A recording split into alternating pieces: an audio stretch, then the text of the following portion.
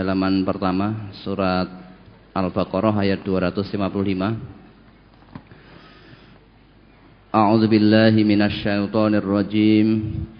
Allahu la ilaha illa huwal hayyul qayyum la ta'khudhuhu sinatun wa la naum lahu ma fis samawati wa ma fil ardh. Man dzalladzi yashfa'u 'indahu illa bi'idnihi ya'lamu ma baina aydihim wa ma khalfahum wa la yuhituna bi syai'in min 'ilmihi illa bima syaa' wasi'a kursiyyuhus samawati wal ardh wa la ya'uduhu hifdzuhuma wa huwal 'aliyyul 'azim. Allah, tidak ada Tuhan yang berhak disembah melainkan Dia, yang hidup kekal lagi terus-menerus mengurus makhluknya, tidak mengantuk dan tidak tidur. Kepunyaannya apa yang di langit dan di bumi. Tiada yang dapat memberi syafaat di sisi Allah tanpa izinnya. Allah mengetahui apa yang di hadapan mereka dan di belakang mereka, dan mereka tidak mengetahui apa-apa dari ilmu Allah melainkan apa yang dikehendakinya. Kursi Allah meliputi langit dan bumi, dan Allah tidak merasa berat memelihara keduanya, dan Allah Maha Tinggi lagi Maha Besar. Yang ditanyakan pada ayat ini, pada kalimat tiada yang dapat memberi syafaat di sisi Allah tanpa seizinnya. Apakah ada selain Allah yang dapat memberi syafaat itu, Ustaz? Baca surat Al-Baqarah juga 123.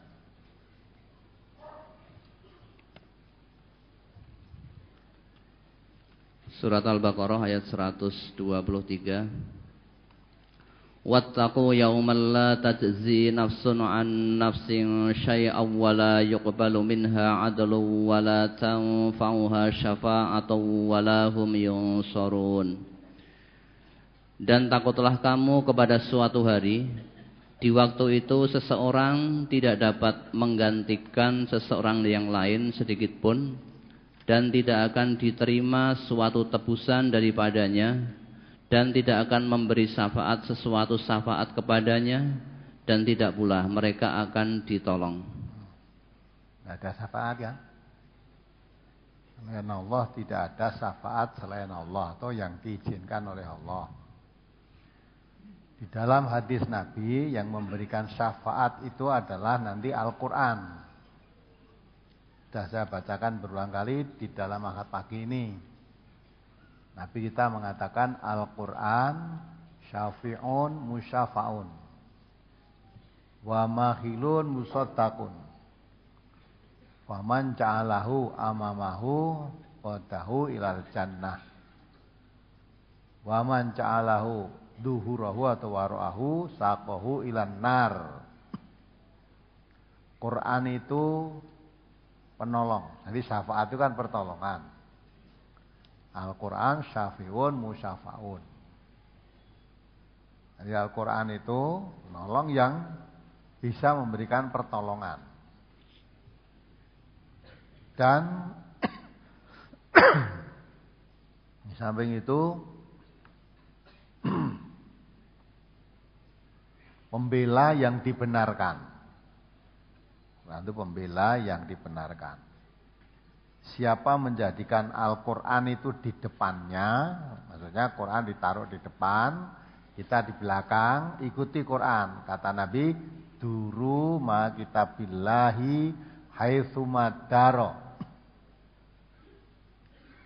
Beredarlah kamu mengikuti Quran, kemana saja Quran itu membawa kamu.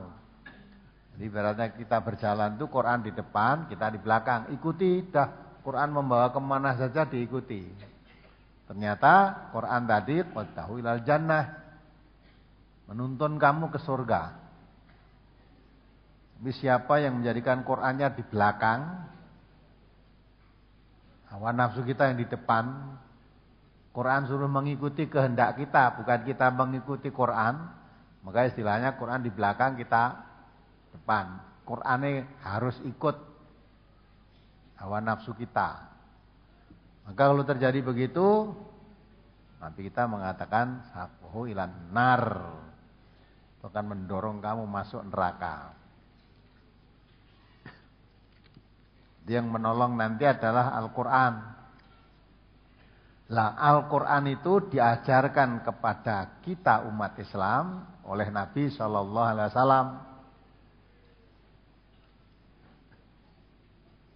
Maka dikatakan Nabi bisa memberi syafaat. Karena yang mengajarkan Al-Quran itu Nabi. Nabi memberikan syafaat ini sejak di dunia ini. Maka ahli tafsir ada yang menerangkan syafaat itu seperti sebuah biji. Ya, ibaratnya suatu tanaman itu seperti sebuah biji. Biji ditanam, tumbuh pohon. Lah kalau sudah pohon tumbuh, maka akhirnya berbuah. Nah yang diberikan oleh Nabi itu ilmu. Ilmu diumpamakan seperti biji tanaman itu. Tanaman ditanam, biji ditanam, tumbuh pohon. Ilmu diajarkan oleh Nabi, kemudian pohonnya itu amaliyahnya, diamalkan. Ilmu diamalkan. Nah ilmu yang diamalkan akan dapat buah. Kalau biji tadi ditanam keluar pohon, buahnya ya buah pohon tadi, mangga atau duren tinggal apa yang dibiji, yang ditanam. Lah kalau ilmu diamalkan, maka buahnya adalah pertolongan Allah tadi, surga. Jadi Nabi itu memang memberikan syafaat, tapi syafaat yang diberikan Nabi sejak di dunia ini. Siapa yang mau menerima ilmu yang diajarkan oleh Nabi, kemudian ilmu itu diamalkan, dia nanti akan dapat buah. Buah dari ilmu itu, yaitu pertolongan Allah, surga. Maka dikatakan, kalau kamu menjadikan Quran di depanmu, kamu ikuti Quran, menuntun kamu ke surga. Ini syafaat yang diberikan Nabi sejak di dunia ini. Ada yang berpendapat bahwa nanti Nabi memberi syafaat di sana. Cari keliling-keliling orang. Ada walaupun iman sedikit Nabi dapat syafaat dari Nabi, ditolong di sana. Tapi dengan hadis Nabi tadi bertentangan. Nabi mengatakan yang bersyafaat pertolongan itu Al-Quran. Ya, Al-Quran itu yang mengajarkan kepada kita, Nabi kita manusia ya. Maka ibaratnya syafaat yang diberikan oleh Nabi itu sejak di dunia ini. Kalau di dunia ini tidak mau apa yang diajarkan oleh Rasulullah SAW, apalagi malah mengamalkan amalan-amalan yang tidak diajarkan Rasulullah, fahuwa raddun. Man amila amalan laisa alaihi amruna fahuwa raddun. Siapa yang beramal tidak aku perintahkan, tidak aku contohkan, amal ibadah ini ya, bukan dunia, amal ibadah. Fahuwa raddun, maka itu ditolak oleh Allah.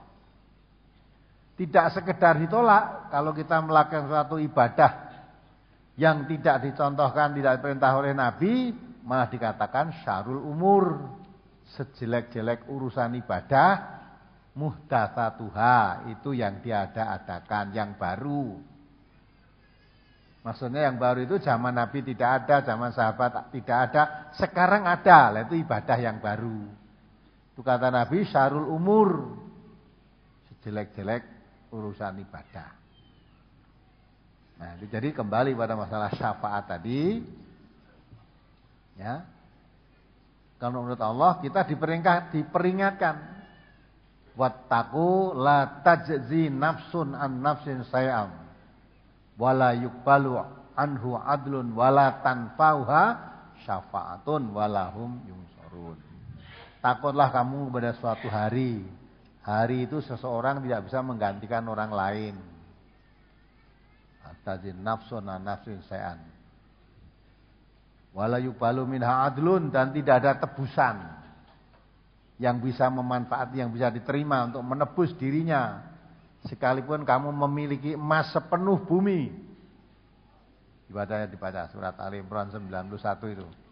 Sekalipun kita mempunyai emas sepenuh bumi untuk menebus kesalahan kita supaya bebas dari api neraka nanti, tidak diterima oleh Allah. Emas sepenuh bumi itu. Surat Al-Imran ayat 91. Innal ladzina kafaru wa matu wa hum kuffarun falan yuqbala min ahadihim mil'ul ardi zahaban walau iftada bih ulaika lahum adzabun alimun wa ma lahum min nasirin. Sesungguhnya orang-orang yang kafir dan mati sedang mereka tetap dalam kekafirannya, maka tidaklah akan diterima dari seseorang di antara mereka emas sepenuh bumi, walaupun dia menebus diri dengan emas yang sebanyak itu. Bagi mereka itulah siksa yang pedih, dan sekali-kali mereka tidak memperoleh penolong. Ya kan? Dia kafir, mati dalam keadaan kafir, kekayaannya mempunyai emas sepenuh bumi. Sepenuh bumi ini emas, isinya emas miliknya sendiri. Enggak punya iman dia. Mati dalam kekafiran itu, emas yang sepenuh bumi tadi untuk menebus dirinya supaya bebas dari azab Allah karena kekafirannya tadi tidak diterima oleh Allah. Maka wala tanfa'uha adlun, tidak ada manfaat tebusan. Ini tadi. Tajin nafsun dan nafsin say'an wala yuqbalu minha adlun, tidak dikabulkan, tidak diterima tebusan itu. Wala tanfa'uha syafa'atun, tidak ada manfaat syafaat, tidak ada manfaat dari siapapun. Walahum yungsorun, dan dia tidak akan ditolong. Nah, syafaat dari Nabi apa tidak ada? Ada, syafaat dari Nabi itu ada. Tapi Nabi memberikan syafaat itu sejak di dunia ini. Kalau di dunia ini diberikan ilmu oleh Nabi kemudian diamalkan, itu dapat syafaat. Kalau dapat ilmu tidak diamalkan, kata Nabi seperti lebah tidak bermadu, sehingga tidak ada hasilnya. Itu memelihara lebah madu itu akan diunduh madunya kok tidak bermadu. Maka ilmu yang diajarkan oleh Rasulullah dimengerti tapi tidak diamalkan, tidak ada buahnya. Atau seperti pohon tidak berbuah.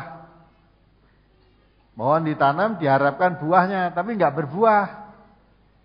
Ini digambarkan orang yang mempunyai ilmu tidak diamalkan, itu seperti pohon tidak berbuah atau seperti lebah tidak bermadu, artinya sia-sia.